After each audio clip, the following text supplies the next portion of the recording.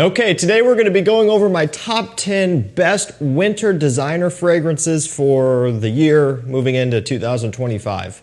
We, like usual, had a very short-lived fall. It went from nice, beautiful, in-between weather to very, very cold, like unseasonably cold for the time of year that it was at. So pretty quickly, I just dove into my fall scents. We're going to get things kicked off with number 10, okay? And this one is, it's a kind of an odd one because sometimes it's available, sometimes it isn't. It was kind of a discontinued one that is now resurfacing, and it's been in stock for a while now. Price has worked its way down, $40 to $50, 125 ml. It's a great scent. It's Miyaki Nuit D'ici Parfum. Now, what I love about this one is it's kind of smoky, it's leathery, it has this olebanum incense combination, a little bit of a kind of a balsamic smell to it as well. Again, doubling down on this woody smokiness that it has. Even a little bit, just a tiny bit of a fruity nuance off the opening, and that does dissipate pretty quickly. This stuff smells incredible. Now, Issey Miyaki, they have a few just top tier elite scents, a lot of which have been discontinued over the years. I'm looking at Or Incense, Noir Ombre, Pulse of the Night, but this is one that I also think can kind of hang with those, but it's still something you can get right now. So this is one where I wouldn't wait around on it too much. If you've been on the fence back and forth about it, probably get it sooner rather than later. Because really, with what you get in return for, again, that, I don't know, let's say $50 price point, you get a lot of scent for that price. Not to mention, again, 125 ml, so a little bit above and beyond in terms of the quantity that you're receiving too. Great performance as well. It's heavy, it's rich, and it stands up to those cold, harsh, brutal winter days. I really like this stuff. So number 9 is going to be a bit more expensive. I have seen this one surface on discounters here and there a little bit, starting to. Still expensive, but it's better than the retail price of like $175 or something is what this one retails for, but you can get it for a bit less on discounters. It's Tumi 19 Degree. It's got a nice raspberry note in here, which is something that is not all that common. Of course, Tom Ford Tuscan Leather has it, and there's a few, but not very many scents. This got it in here. A little bit of a sweet, woody kick going on along with that raspberry. This one might remind you of a few different things. I've even seen people kind of compare this to Creed Aventus a little bit, which kind of on the surface level, a little bit, but not quite enough to where I would say it's definitely not a clone of Creed Aventus. The type of fruitiness that it has mixing with some of the woods, could you connect the dots a little bit? I think a little. I think more or less they're very different, but I guess if you tried hard enough, everything could kind of compare to Creed Aventus these days, because everything, a lot of scents, are using a ton of ambroxan or ambergris, woods, and some sort of fruity carrier to kind of kick things off. And that's kind of what this one has a little bit. A really nice leathery suede note in here too. You know, this might not always be your first thought when you think of a winter scent. And originally, I really wasn't thinking of this one as a winter scent either. I don't know, maybe more fall and early spring. But then we had some of those cold days. I started wearing it. I'm like, this is actually a really good scent to wear when it is that cold outside. So, you know, kind of towards the bottom of the list, but given, you know, the selection that I have available to me, I think that says something, the fact that it still did make it in here. This could be a great winter scent, and I think it could also extend beyond winter into fall, spring, and things like that too. But I really have been enjoying it as it's been cold outside.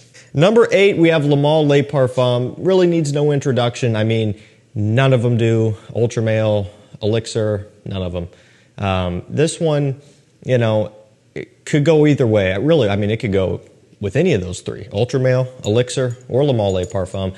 They would all be great winter offerings. Kind of just like take your favorite, essentially, really, and that is the case with most fragrances. But when you have 3 that are suitable for winter, and in fact, that might be the best time to wear it, it just is as simple as whichever one you like best is the one you should go with. Am I saying that this is the one that I like best? That's really hard to say because I like all of them, but this is the one that has stood out to me quite a bit.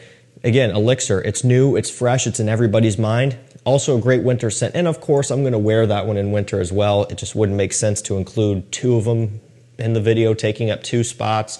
I wanna add some more variety. So I'm gonna go back and forth. And of course, Ultra Male will get worked in as well. What I like about this one is the cardamom, the iris, just a little bit of iris, not a lot, but enough to give it a bit of a smooth creaminess. That cardamom, nice, rich, spicy kick.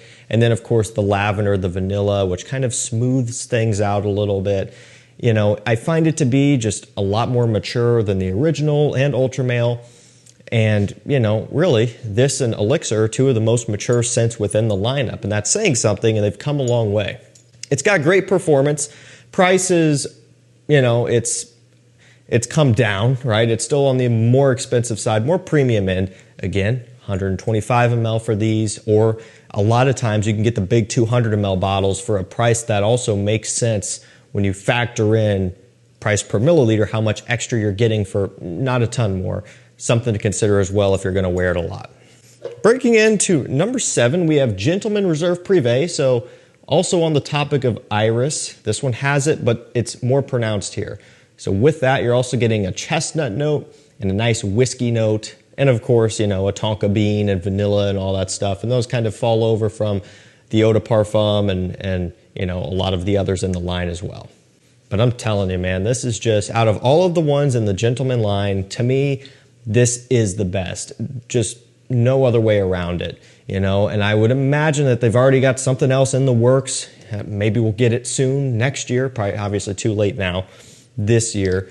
And, you know, they're not quite on the same schedule of putting out new ones every year like some of the other brands. But to me, I think they're going to have a hard time outdoing this one, but maybe they'll surprise me. But it's really what I've been asking for years. A nice iris-inspired scent with a nice whiskey, boozy accord, which immediately propels it into a category that has more of a premium, high-end feel to it, a little bit more of a grown-up smell. Because, you know, Gentleman Eau de Parfum, it was the most wearable and entry-level iris compared to Dior Homme Intense and Valentino Uomo Intense. Like those 3 together, Gentleman EDP was the easiest one to get into, and it had a little bit more of a youthful smell to it because of the main focus on the vanilla and tonka with that, with a little bit of iris. But they really took it to the next level with this one, and I love that about this stuff. Price is also really stabilized on it as well, and so testers you can get for a great price. 200 ml oftentimes is a good price, and even the 100 is a good price as well.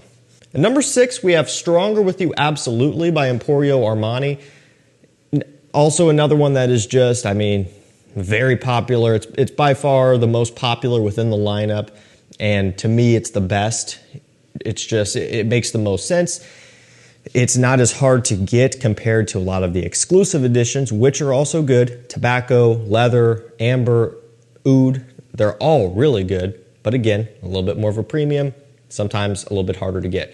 Stronger With You Absolutely at one point was hard to get, but now it's in stock on pretty much all of the discounters consistently for anywhere from, I don't know, 100 to 130 bucks, somewhere within that range usually. So if you're in there somewhere, you're getting a good price on it. It's got the chestnut, rum, vanilla, tonka. A lot of these notes throughout the video are similar. They carry over. It's indicative of a winter style scent. And just because these all share some common notes doesn't mean they all smell the same. Some of them maybe borrow, or maybe some you can compare one way or another, but there's still, to me, differences across the board. This one's going to kind of go into more of that younger direction again. And, still, if you like it, you can wear it.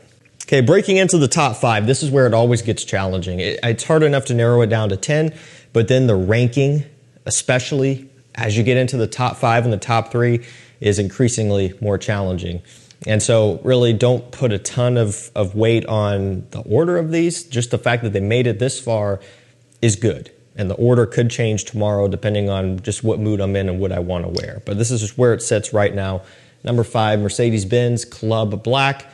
One of the best affordable vanilla scents you can buy at around anywhere from $40 to $50 essentially is where it usually is. A lot of vanilla, benzoin, and a little bit of ambroxan just to give it a nice bright sparkle off the opening. It's just, it's phenomenal. I love how this stuff smells. What a great scent. smells a lot more expensive than what it goes for. And, you know, a lot of vanilla scents out there are a lot more expensive, especially when you get into niche and kind of exclusive edition designer scents or indie scents or whatever it is. You know, your pricing is a lot more than this. So the fact that you can get this one for $40 to $50, something that has this good of quality and performance and uniqueness at the end of the day, to me, it's just a no-brainer. At number 4, it's a new one to me, but it's not new in general. It's Scandal Absolo. So I just got this one very recently. Well, actually, I actually ended up picking this one up over the Black Friday sale, Fragrance Buy, when they had their sale going on. They had the buy one, get one 25% off or whatever. That was finally when I got it. So not all that long ago, and it's been out for a lot longer than that, and it's been hyped up for a lot longer than that too. I was just really late on it, and it was kind of like every time I was thinking, yeah, I'll go and throw that in my cart and get it, it's something I should have, it would sell out, and then it would just be something I forgot about. So I finally ended up getting it, and I do really like it a lot. Obviously, you can probably tell given that it's at number 4 in the video, and it's something that I just recently got, you know, I guess probably close to a month ago or something, just about. But it's really, really good. And I was never the biggest fan of the original or the Le Parfum. I think the Le Parfum was better than the original, but I didn't really think either of them were incredible. This is one that I happen to think is really, really good. So it does have a nice chestnut note in here, which is very, very common. A bit of sandalwood, a lot of sweet notes. Very, very sweet. Kind of this caramelized smell, you know, this caramelized coffee, slight chocolatey gourmand sweetness going on, and that's part of that is coming from the chestnut. Just the texture that note has can kind of allude to some of those things, but then it also has some of that going on. Of course, a tonka and a vanilla, even though they're not listing off any of that stuff, they only give you 3 notes. That's kind of what I pull out of this one. And I do really, really enjoy it. A lot more than I thought I was going to. I mean, as you could tell, I just recently got it. It wasn't high on my list. Given the track record with the others, I wasn't really jumping at the bit to get it. And I do wish I would have gotten it sooner, although, you know, earlier on, it wasn't really the best weather for it anyway. I think winter would be a great time of year to wear this one. Definitely something that you should check out, you know, and again, discounters, it's already starting to work its way into that reasonable price, which is good to see. I can't remember what I paid for it when that deal was running, but you can get it for right around $100 now. Okay, breaking into the top 3 with number 3, Spice Bomb Extreme. I don't think that there will probably ever be a winter list video like this where Spice Bomb Extreme doesn't make it. It's just, for me, a holiday smelling winter scent in a nutshell. That is it. It smells like, I mean, well, starting with Thanksgiving, you get through all of that, Christmas and New Year's, really. It smells like that time. You got all those holidays all grouped in, you know, about a month apart or so, all going on, and just, you know, where I live it gets cold. Not everybody is the case, but just all of that stuff. It just reminds me of everything to do with the holiday, cozy time of year. And it's just, I don't know what it is about it. Maybe just the tobacco, vanilla, pepperiness. It kind of reminds me a little bit of a Christmas tree, kind of like Tom Ford Tobacco Vanille does, just with some of the spiciness that this one has, or that one has. This one also has a spiciness, of course. I don't know. Don't really know how to explain it other than it just reminds me of the holiday season. It's also a beast mode scent. Tobacco is one of my favorite notes, and you get a lot of it here. Nice, smoky and rich, but not crazy. It's still very easy to pull off, and you're not really going to offend too many people at all with this one. At number 3, it's just one of my favorites. At number 2, I mean, this stuff is just, it's going crazy. Really, really popular right now. And it is a Hugo Boss Bottled Absolo. Now, I am not saying that the elixir is bad or anything like that, because the elixir is also amazing, and it very well could have been in the list, and it also will be worn by me. But again, just to feature redundant ones in the video just wouldn't make sense. So I will definitely be wearing the elixir, but I will also be wearing the Absolo version, which I really enjoy. Another rich, dark, smoky, patchouli-based scent. Very masculine, very sexy. Again, to say the word mysterious. That's really what this one has going on. Just kind of a, you know, a scent where it doesn't have the same type of loud, obnoxious, attention-grabbing smell, kind of like Scandal Absolo. Not saying it's a bad thing, but this is a little bit more loud, a little bit more young and just in your face and, hey, look at me. Again, nothing wrong with that. Just kind of how it is. This one, it more so just sits back and the scent, with how refined it is, kind of does all the talking for you, you know. And it's not to say it's a bad performer. It doesn't have the same type of projection. It's a little bit softer in projection, but great longevity. It truly is a special one. Okay, we're going to finish this one off with number 1, Dior Homme Parfum. This is obviously the 75 ml, just because it's the one that's always up front, but I do also have the 100 ml. That's the one you would get these days.